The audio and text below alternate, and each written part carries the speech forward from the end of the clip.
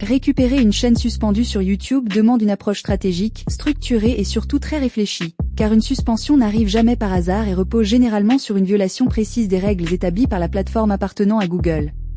La première étape consiste donc à analyser minutieusement l'email officiel reçu, dans la boîte principale, les spams ou l'onglet promotion, afin d'identifier clairement la cause exacte de la suspension, car les motifs peuvent varier. Par exemple, une violation des règles de la communauté peut concerner un contenu jugé dangereux, trompeur ou inapproprié. Imaginons une vidéo contenant des défis risqués sans avertissement, ou des propos considérés comme incitant à la haine, tandis qu'un problème de droit d'auteur peut provenir de l'utilisation d'une musique commerciale connue en arrière-plan d'une vidéo sans autorisation, ou de l'extraction d'extraits d'un film ou d'une émission télé sans transformation significative.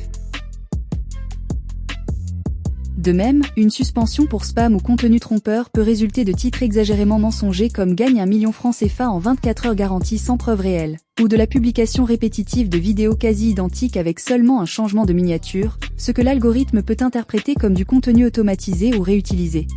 Une autre cause fréquente est le contenu réutilisé, par exemple créer une chaîne qui republie des compilations TikTok, des extraits d'interviews ou des vidéos motivantes sans réelle valeur ajoutée, pas de commentaire original, pas d'analyse, pas de transformation créative, ce qui va à l'encontre des politiques de monétisation et peut, dans certains cas, mener à une suspension.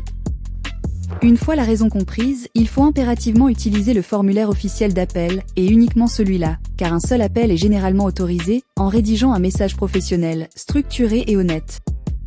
Au lieu d'écrire « Je ne comprends pas, rendez-moi ma chaîne », il est préférable d'expliquer clairement la situation. Par exemple, ma chaîne a été suspendue pour contenu réutilisé. Je reconnais avoir utilisé des extraits externes sans ajout suffisant d'analyse personnelle, je comprends désormais que cela viole vos politiques et je m'engage à produire exclusivement du contenu original avec commentaires et transformations significatives. Cette posture montre la maturité du créateur et sa volonté de respecter les règles, ce qui augmente les chances de réexamen favorable.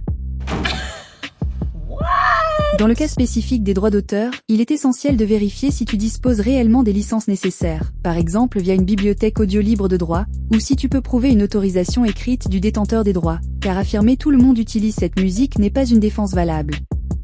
Il est également crucial d'éviter certaines erreurs graves comme payer des individus ou services qui promettent « récupérer ta chaîne en 24 heures », car ces pratiques sont souvent frauduleuses et peuvent aggraver la situation, tout comme la création de nouveaux comptes pour contourner la suspension, ce qui peut conduire à un bannissement définitif de la plateforme.